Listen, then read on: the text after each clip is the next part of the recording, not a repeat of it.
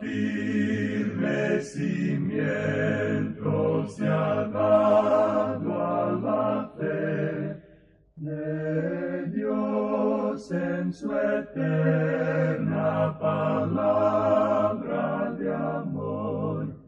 Con el propósito de compartir con usted las inmutables verdades de la palabra de Dios, presentamos A través de la Biblia, un estudio detallado y sistemático de toda la Biblia que le ayudará a conocer lo que Dios ha revelado para nuestro provecho espiritual. Estos estudios bíblicos fueron diseñados y elaborados por el Dr. J. Vernon McGee, versado maestro de la Biblia, quien dedicó la mayor parte de su vida a la enseñanza clara y sencilla de la palabra de Dios. Acompáñenos, pues, mientras avanzamos en nuestro recorrido a través de la Biblia. Cuán firme cimiento la palabra de Dios. Es un gozo estar nuevamente con usted, amigo oyente, para traerle otro estudio de la serie A través de la Biblia. Continuando con nuestro estudio en el Evangelio según San Juan, llegamos hoy al final del capítulo 12, y vamos a comenzar leyendo los versículos 44 al 46. Jesús clamó y dijo, El que cree en mí, no cree en mí, sino en el que me envió. Y el que me ve, ve al que me envió. Yo, la luz, he venido al mundo para que todo aquel que cree en mí no permanezca en tinieblas. Jesús repite aquí su declaración asombrosa de que Él es la luz del mundo. Esta es una extensión de aquel tiempo en el cual abrió los ojos al ciego, y abrirá los ojos a cualquier persona que esté dispuesta a confesar que es ciega y que necesita la luz del mundo. Continuemos con los versículos 47 al 50 de este capítulo 12 de Juan. Al que oye mis palabras y no las guarda, yo no le juzgo, porque no he venido a juzgar al mundo, sino a salvar al mundo. El que me rechaza y no recibe mis palabras, tiene quien le juzgue. La palabra que he hablado, ella le juzgará en el día postrero. Porque yo no he hablado por mi propia cuenta. El Padre que me envió, Él me dio mandamiento de lo que he de decir y de lo que he de hablar. Y sé que su mandamiento es vida eterna. Así pues, lo que yo hablo, lo hablo como el Padre me lo ha dicho. Amigo oyente, vamos a ser juzgados según este libro. Seremos juzgados según la palabra de Dios. No seremos juzgados según nuestras buenas obras, ni seremos juzgados según lo que creamos en cuanto a la religión. No, de ninguna manera. Seremos juzgados según la palabra de Dios. La primera vez Jesús vino como Salvador. Él dijo, no he venido a juzgar al mundo, sino a salvar al mundo. Pero la próxima vez vendrá como juez. La voz del cielo todavía nos está diciendo, este es mi Hijo amado, a él oíd. Escúchele, amigo oyente. Seremos juzgados según su palabra. Y esto concluye esta sección del Evangelio según San Juan. Los hombres han vuelto sus espaldas a aquella voz, han rechazado al Rey, y al rechazarle ellos, Él, el Rey, les rechaza a ellos también. Él es siempre Rey. Y así concluimos nuestro estudio del capítulo 12 del Evangelio según San Juan. Llegamos ahora al capítulo 13. Y con este capítulo entramos en la cuarta división principal de este Evangelio según San Juan. Primero estudiamos el prólogo en el capítulo 1, los versículos 1 hasta el 18. Luego estudiamos la introducción, que es el resto del primer capítulo.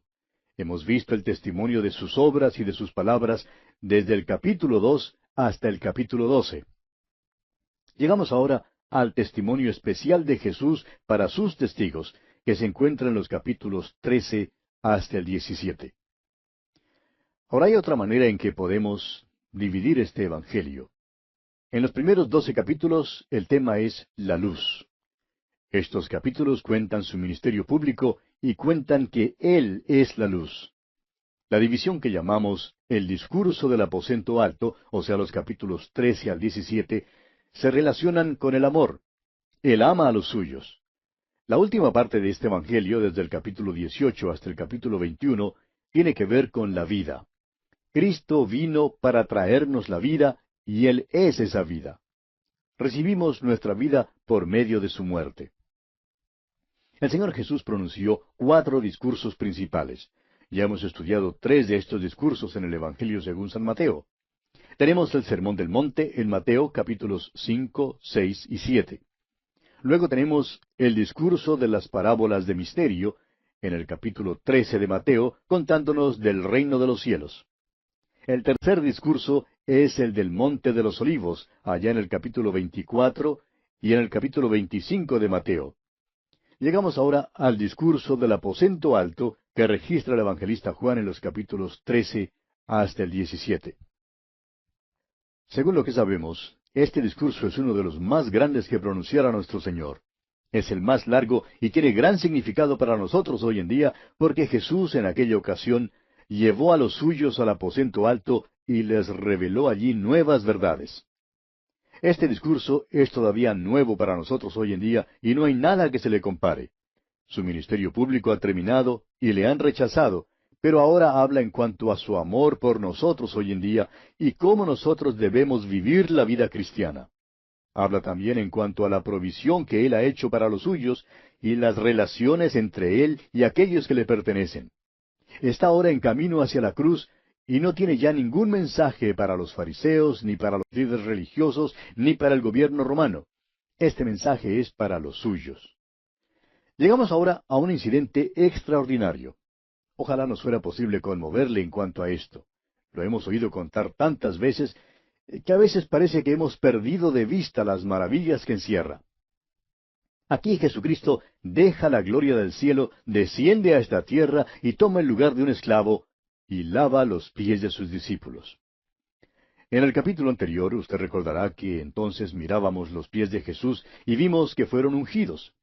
Aquí son los pies de los discípulos los que son lavados. ¡Qué diferencia! El Salvador pasó por este mundo pecaminoso y no contrajo ninguna contaminación. Fue santo, inocente y sin mancha. Los pies hablan del caminar de una persona, y el ungimiento de los pies de Jesús con nardo puro nos habla del olor grato del caminar de nuestro Señor. Los pies de los discípulos necesitaban ser lavados. Jesús lavó sus pies con agua y no con sangre, y es importante que veamos esto. Oímos hablar a muchas personas en cuanto al llegar nuevamente a la fuente de sangre para ser limpiados. Esto en realidad deshonra a nuestro Señor. La sangre de Jesucristo, el Hijo de Dios, nos limpia de todo pecado, del pasado, del presente y del futuro, en una sola aplicación. Hay un solo sacrificio. Como lo dice el escritor a los Hebreos capítulo 10, versículo 14, porque con una sola ofrenda hizo perfectos para siempre a los santificados. Cuando usted y yo, amigo oyente, vinimos como pecadores a Cristo Jesús, fue su sangre lo que nos limpió una vez y para siempre y lo que nos dio una posición delante de Dios. Pero, amigo oyente, también necesitamos ser purificados al caminar en el mundo, porque nos ensuciamos y necesitamos ser lavados. Veremos pues que nuestro Señor lavó los pies de sus discípulos debido a esto. Y hay un motivo triple que se da para explicar por qué Jesús lavó los pies de sus discípulos. Y esto lo veremos ahora al leer los primeros 2 versículos de este capítulo 13 del Evangelio de Juan. Antes de la fiesta de la Pascua, sabiendo Jesús que su hora había llegado para que pasase de este mundo al Padre, como había amado a los suyos que estaban en el mundo, los amó hasta el fin. Y cuando cenaban, como el diablo ya había puesto en el corazón de Judas Iscariote, hijo de Simón, que le entregase, ahora Jesús lavó los pies de los discípulos porque él sabía que su hora había llegado para pasar de este mundo. Su ministerio continuaría después de regresar al cielo. Se ha identificado con su pueblo y hoy en día todavía lava los pies de sus discípulos. Dice que pasará de este mundo. Ahora, Él creó el mundo, pero este mundo significa el cosmos, es decir, el sistema o la civilización en la cual estamos. Este mundo es un sistema. Es el mundo del hombre y es un mundo de pecado.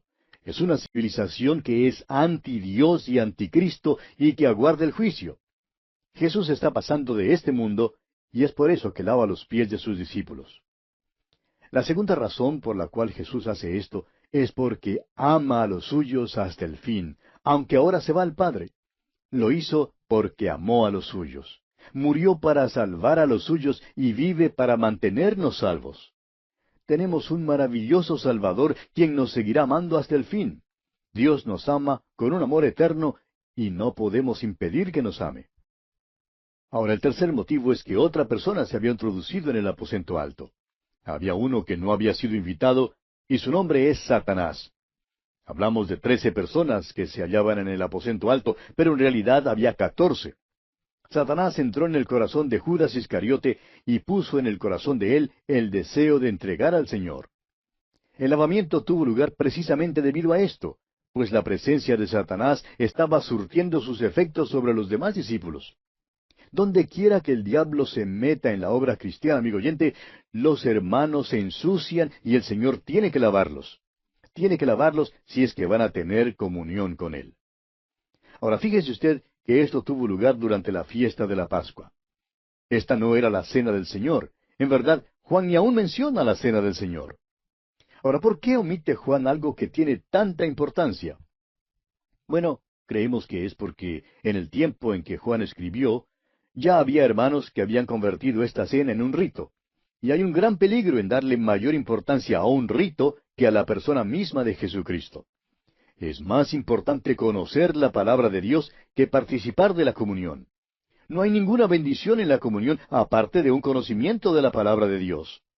Un profesor de apologética dijo cierta ocasión que el pan era solo pan en el estómago, pero Cristo en el corazón. El pan en el estómago no permanece allí por mucho tiempo. De modo que tener a Cristo en el corazón, eso es lo esencial. Creemos que es por eso que Juan omite contarnos acerca de la cena del Señor. Continuemos pues con los versículos 3 hasta el 5 de este capítulo 13 de Juan. Sabiendo Jesús que el Padre le había dado todas las cosas en las manos, y que había salido de Dios y a Dios iba, se levantó de la cena y se quitó su manto, y tomando una toalla se la ciñó. Luego puso agua en un lebrillo, y comenzó a lavar los pies de los discípulos, y a enjugarlos con la toalla con que estaba ceñido. Se declara nuevamente que Jesús sabía que el Padre le había dado todas las cosas en las manos, y que había salido de Dios y a Dios iba. Hace esto porque vuelve al Padre. Todavía en el día de hoy Jesús se ocupa en lavar los pies. Todavía este es su ministerio. Jesús pues se quitó su manto exterior. Ahora no se desnudó, sino que se quitó el manto que llevaba puesto. Luego tomó una toalla y se la ciñó. Ahora esta es una cosa muy extraña la que hace. Toma el lugar de un esclavo. Está ceñido de aquella toalla de servicio y está listo a lavar los pies de todos sus discípulos. Y todavía hoy en día Jesús lava nuestros pies. ¿Recuerda usted cierta ley que estudiamos allá en el capítulo 21 del libro de Éxodo? Si un esclavo hebreo servía bien a su amo, podría quedar libre en el 7º año. Pero si durante ese tiempo se había casado y tenía hijos, y el amo lo dejaba en libertad a él, pero no a su familia, el esclavo podía decir que amaba a su familia y que se quedaba con ellos. Entonces el amo le hacía pararse junto a la puerta o al poste, y el amo le horadaba o perforaba la oreja con una lesna, y así quedaba como su esclavo para siempre. Nuestro Señor Jesucristo vino a esta tierra y se hizo carne, y fue hecho semejante a un siervo. Hizo todo esto porque nos amó, amigo oyente. Se identificó con nosotros y murió en la cruz para proveernos la salvación. Hizo esto para establecer una maravillosa relación con nosotros y abrirnos las puertas a la comunión con Él. Se hizo un esclavo porque nos ama. Continuemos ahora con los versículos 6 y 7 de este capítulo 13 de San Juan. Entonces vino a Simón Pedro, y Pedro le dijo, Señor, ¿tú me lavas los pies? Respondió Jesús y le dijo, Lo que yo hago, tú no lo comprendes ahora, mas lo entenderás después. Algunos dicen que esto es un sacramento y que debemos practicar el lavamiento de los pies. No vemos nada malo con practicar eso si comprendemos el verdadero sentido espiritual. Otros dicen que esta es una lección de humildad y un ejemplo para nosotros. No hay nada malo con esa interpretación tampoco, pero no creemos que sea lo suficientemente profunda. Pedro ciertamente podía ver que esto era un ejemplo de humildad y, sin embargo, el Señor le dijo, Lo que yo hago, tú no lo comprendes ahora, mas lo entenderás después. Y Pedro le dijo, aquí en el versículo 8, No me lavarás los pies jamás. Jesús le respondió, Si no te lavare, no tendrás parte conmigo. Ahora, ¿qué quiso decir nuestro Señor con estas palabras? Quiso decir que sin este lavamiento no puede haber ninguna comunión con Él. Recuerde usted que esta es la fiesta de la Pascua, la cual hablaba de su muerte. Y dice aquí que se levantó de la fiesta de la Pascua, lo cual habla de su resurrección y su regreso al cielo. Y ahora Cristo está ceñido de la toalla de servicio y nos está diciendo, si no te lavare, no tendrás parte conmigo. No podemos disfrutar de la comunión con Él, de un servicio para Él, sin este lavamiento. Ahora, ¿cómo es que Cristo nos lava hoy en día? Bueno, el Salmo 119, versículo 9 dice, ¿con qué limpiará el joven su camino? Con guardar tu palabra. Y en el capítulo 15 de este Evangelio de Juan, versículo 3 leemos, ya vosotros estáis limpios por la palabra que os he hablado. Y el apóstol Pablo, en su carta a los Efesios, capítulo 5, versículos 25 y 26, dice, así como Cristo amó a la iglesia y se entregó a sí mismo por ella, para santificarla, habiéndola purificado en el lavamiento del agua por la palabra. Jesús ama a los suyos hasta el fin y los limpia. Si queremos gozar de la comunión con Él, tenemos que ser limpiados por Él, amigo oyente. ¿Y cómo hace esto? El apóstol Juan en su primera carta, capítulo 1, verso 9, nos dice que si confesamos nuestros pecados, Él es fiel y justo para perdonar nuestros pecados y limpiarnos de toda maldad. Son demasiados los hombres que hacen poco caso de esto. Amigo oyente, permítanos decirle que los pies hablan del caminar. Y cuando usted y yo somos desobedientes, no estamos caminando en la senda del Señor. Y eso es pecado y debemos confesarlo. Veamos ahora los versículos 9 y 10 de este capítulo 13 de San Juan.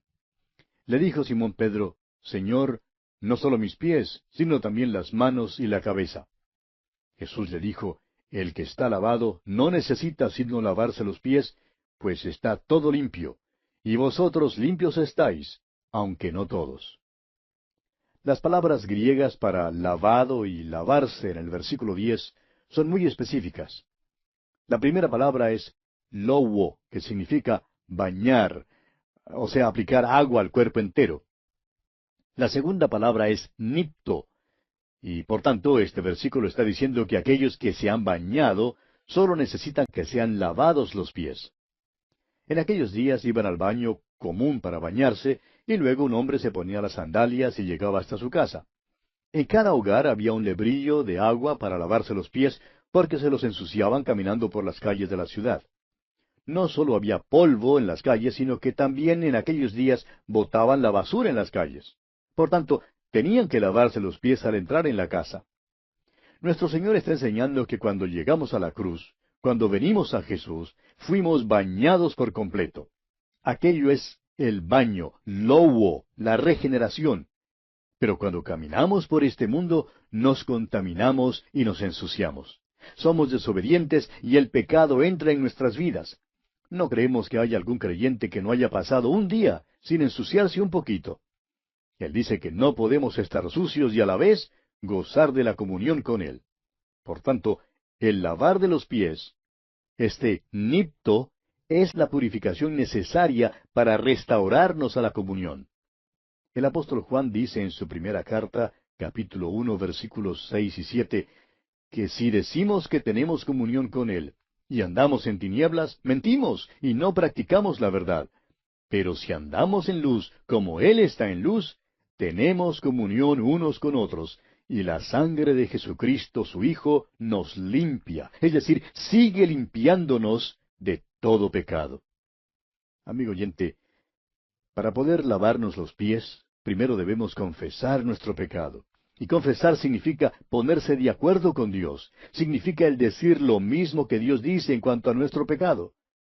Una de las cosas más difíciles es lograr que un hermano confiese que es pecador. La frialdad, la indiferencia, la falta de amor, todas se ven por Dios como pecado. Si confesamos, Él es fiel y justo para perdonar.